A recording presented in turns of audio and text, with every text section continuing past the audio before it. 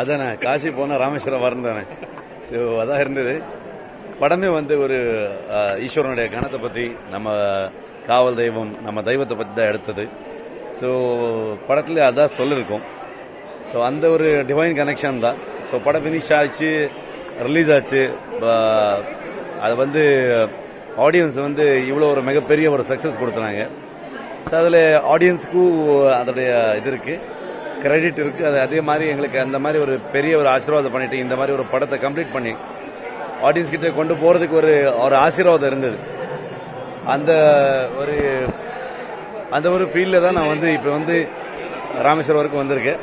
So ரொம்ப சந்தோஷமாக இருக்குது. ரொம்ப நல்ல ஒரு தரிசனம் கிடச்சிது. நிறைய டைம் கிடச்சிருச்சு அங்கே முன்னாடி நின்றுக்கிட்டு எனக்கு ப்ரே பண்ணுறதுக்கு. ஆமாம். ஸோ ரொம்ப சந்தோஷம், ரொம்ப ஹாப்பியாக இருக்குது. அதோட சேம் டைம் வந்து தமிழ்நாட்டில் வந்து காந்தார ஒரு டப்பாய் வந்த ஒரு படம் இவ்வளோ பெரிய ஒரு சக்ஸஸ் பண்ணது வந்து மக்களுக்கு தான் அது ஒரு சக்ஸஸோட கிரெடிட் போகணும். எல்லாருக்குமே எனக்கு வர முடியல. லாஸ்ட் டைம் வரணும் நம்ம பிளான் பண்ணோம். அந்த டைமில் ஏதோ ஒரு இன்சிடென்ட் ஆச்சு, அதனால நமக்கு போஸ்ட்போன் பண்ணிட்டோம்.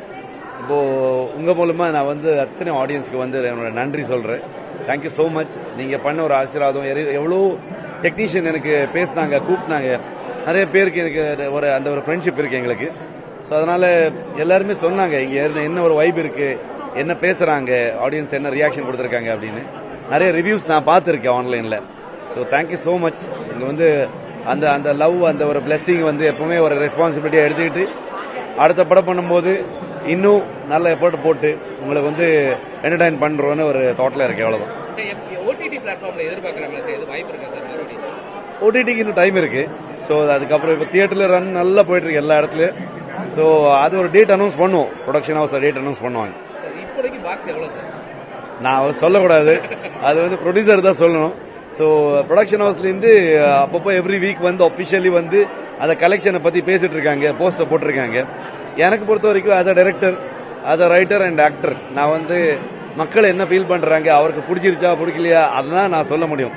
ஸோ அதில் வந்து ரொம்ப ஒரு மிகப்பெரிய ஒரு சப்போர்ட் கொடுத்துருக்காங்க, ஒரு பிளெஸிங் கொடுத்துருக்காங்க. ஸோ அதை பார்க்கறதுக்கு ரொம்ப சந்தோஷமா இருக்கு.